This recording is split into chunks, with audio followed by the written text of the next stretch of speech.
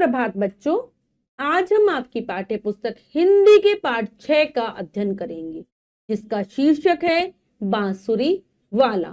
तो चलिए पाठ को पढ़ते हैं और जानते हैं बांसुरी वाले के बारे में। पाठ एक संवाद शैली में लिखा गया है। संवाद शैली यानी कि आपसी बातचीत के माध्यम से लिखा गया है। तो चलिए पाठ को पढ़ते हैं। पाठ 6 बांसुरी वाला। प्रस्तुत पाठ संवाद की शैली में दिया गया है। इस पाठ के माध्यम से लेखक ने बताया है कि हमें संकट के समय सदैव सूझबूझ और बुद्धि से काम लेना चाहिए। तो बच्चों, आपसी बातचीत संवाद शैली यानी कि आपस में जो बातचीत होती है, उस शैली में इस पाठ की रचना हुई है। और लेखक ने हमें बताने का प्रयास किया है कि अगर हमारे ऊपर कभी मुसीबत आए, परेशानी आए, तो हमें अपनी बुद्धि का प्रयोग करना चाहिए, सूझबूझ बुद्धि का प्रयोग करना चाहिए। तो चलिए पढ़ते हैं पाठ को। सबसे पहला दृश्य है चौपट सिंह चूहों से। अरे वाह, कितना सुंदर शहर है।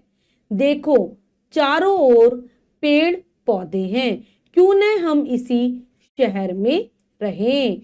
एक चौपट सिंह नाम का एक चूहा है। वो सभी चूहों से कहता है कि चलो, वो मतलब एक शहर के पास खड़े हैं और कहते हैं, देखते हैं उस शहर को। कहता है कितना सुंदर शहर है, चारों ओर पेड़ पौधे दिखाई दे रहे हैं, हरियाली है, हम इस शहर में रहते हैं।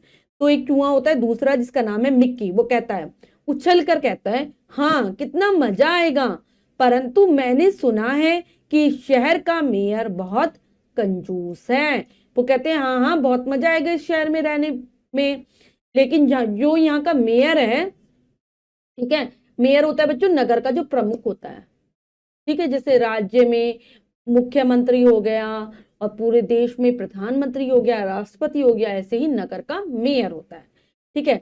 चौपट सिंह, अरे हम मेयर से जाकर विनती कर लेंगे, इतने बड़े शहर में वे दे दे हमको एक स्थान, कूड़ा ढेर सारा हो जहां पर हम न करेंगे परेशान।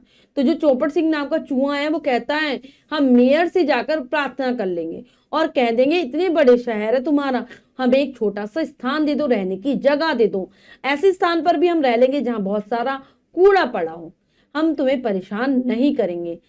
सब चूहे चौपट सिंह के साथ मेयर के पास जाते हैं और उससे विनती करते हैं। तो फिर जो चौपट सिंह नाम का चूहा होता है, सब चूहों को अपने साथ ले जाकर मेयर के पास जाता है प्रार्थना करने के लिए। आए हम हैं आपके पास, विनती नहीं अनेक, बहुत जगह है इस नगरी में, हमको भी दे दो एक। तो कहते हैं जाकर, क्या कहते हैं, हमारे पास हम बहुत सारी प्रार्थनाएं करने नहीं आए, एक ही प्रार्थना है हमारी, आपके ये जो नगर है इसमें बहुत सारी जगह है और आप थोड़ा सा स्थान हमें भी दे दो, एक जगह हमें भी दे दो। तो मेयर जो होता है वो कहता है, हैरानी से, आश्चर्य से कहता है, अरे सोच समझ कर बोलो, तुम लोगों को मैं जगह कैसे दे दूं, खा जाओगे सबकी चीजें, कुछ भी नहीं बचेगा, हम सब दुबले हो जाएंगे, नाप तुम्हारा बढ़ेगा।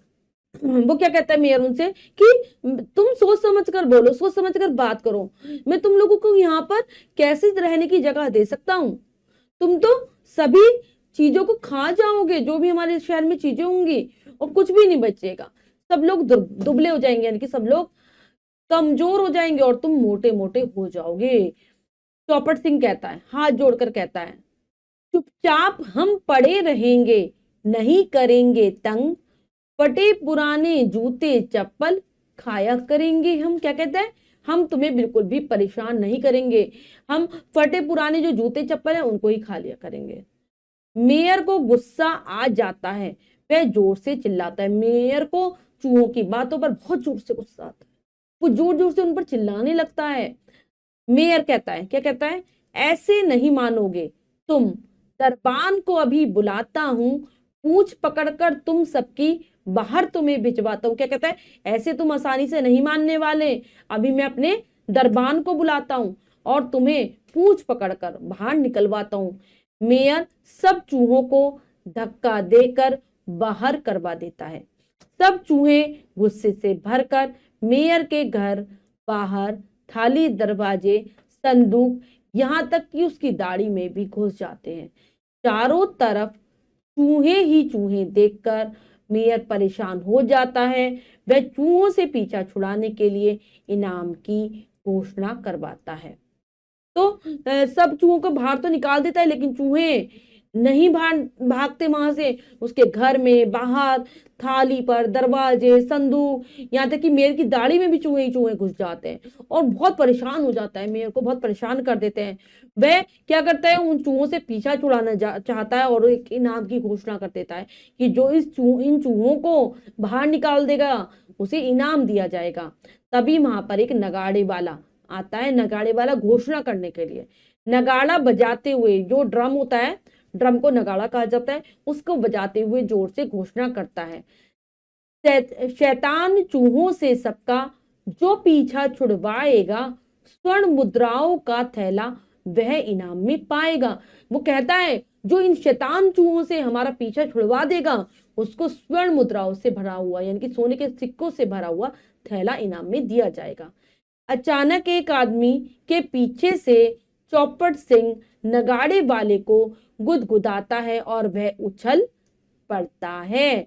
तो नगाड़े वाले को, एक आदमी के पीछे चौपट सिंह जो चूहा था वो छुपा हुआ था, वो गुदगुदी करने लगता है नगाड़े वाले की, और नगाड़े वाला जोर से उछल पड़ता है, जोर से उछलने लगता है, कूदने लगता है। चौपट सिंह उसे चिढ़ाते हुए कहता है,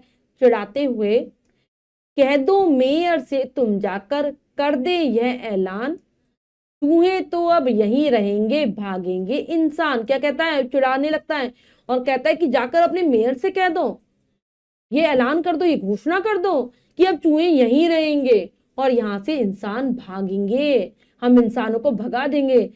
तभी अचानक बांसुरी की मीठी तान सुनाई पड़ती है।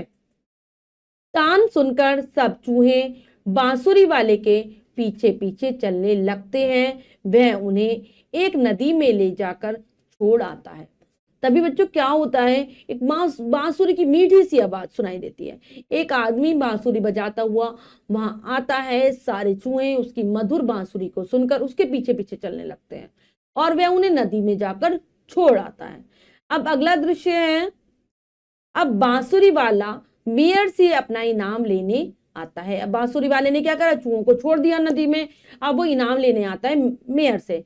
बांसुरी वाला, मैंने किया है वादा पूरा, अब है आपकी बारी, जल्दी से इनाम निकालें, झोली है मेरी खाली। कहता है कि मैंने आपका काम पूरा कर दिया, अब आप भी अपना वादा पूरा करो, जो इनाम की आपने घोषणा की थी वो मुझे दो। तो मेयर क्या कहता है, मेयर आश्चर्य से, कौन सा इनाम? मेयर कंजूस था, वे झूठ बोलने लगता है, हैरानी दिखाता है कि कौन सा इनाम दूं मैं तुम्हें? क्या कहते हो मस्त कलंदर, किया है तुमने क्या? चूहों ने तो डूबकर खुद ही किया है अपना खात्मा।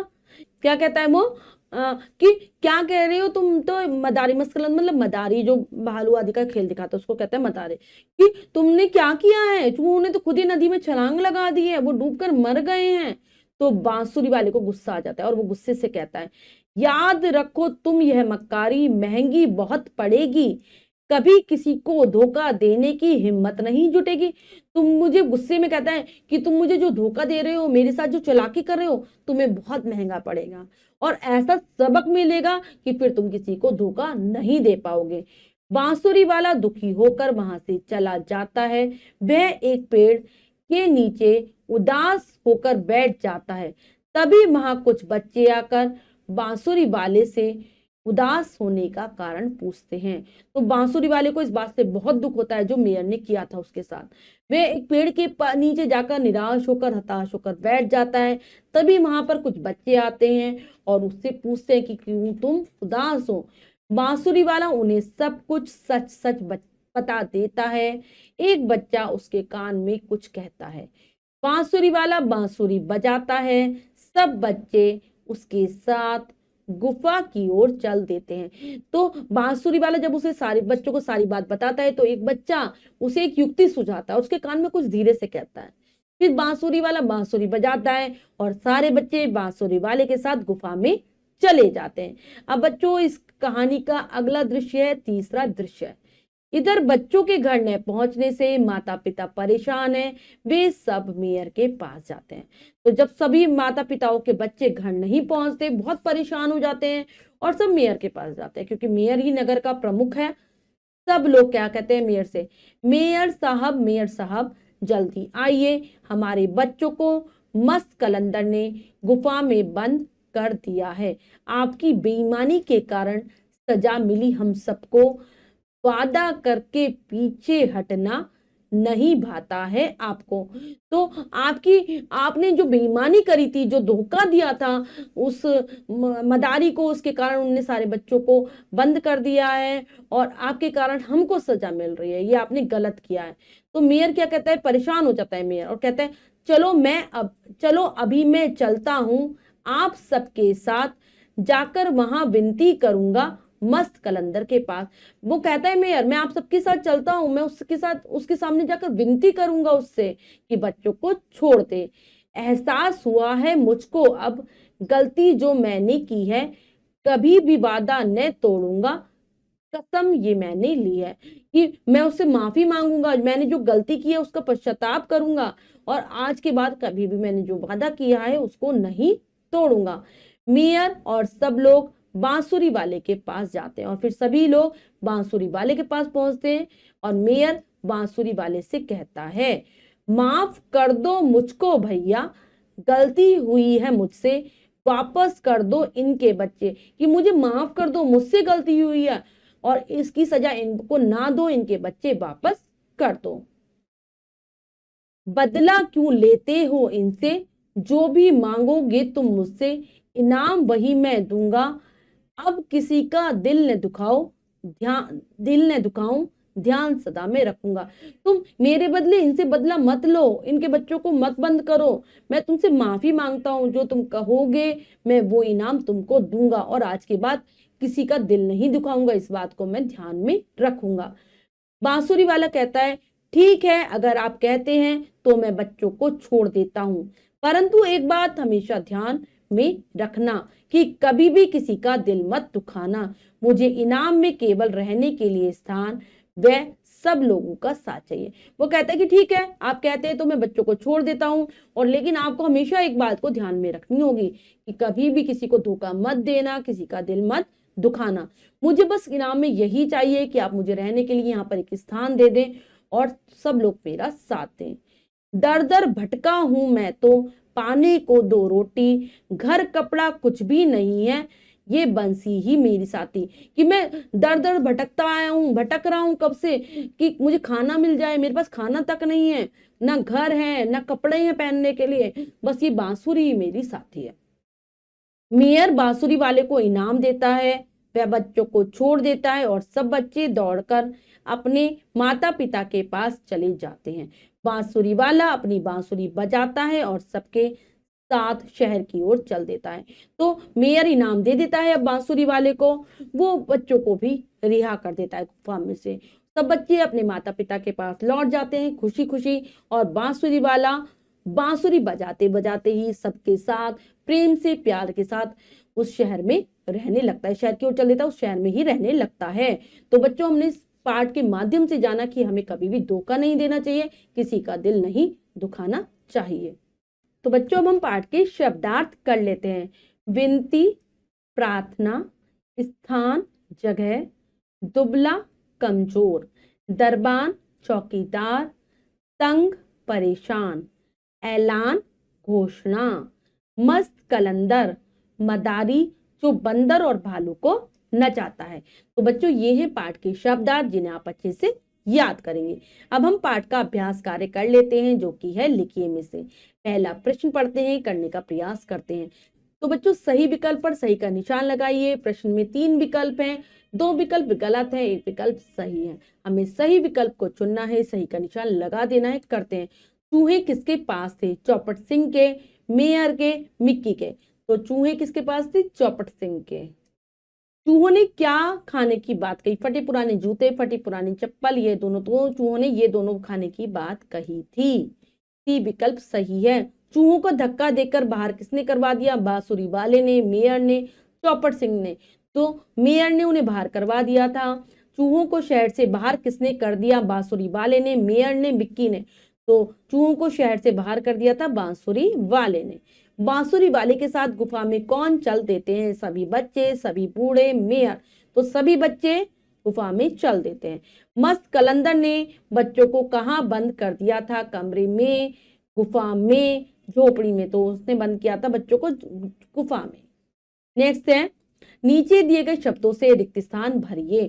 तो बच्चों हमें रिक्त स्थानों की पूर्ति करनी है, उचित शब्दों के द्वारा करते हैं। हम सब रिक्त स्थान हो जाएंगे, नाप तुम्हारा बढ़ेगा। हम सब क्या हो जाएंगे? दुर्बल। चूहे मेयर की रिक्त स्थान में भी घुस जाते हैं, तो वो दाढ़ी में भी घुस जाते हैं। तुम्हें यह रिक्त स्थान बहुत महंगी पड़ेगी, तुम्हें यह मक्कारी। आपकी बेईमानी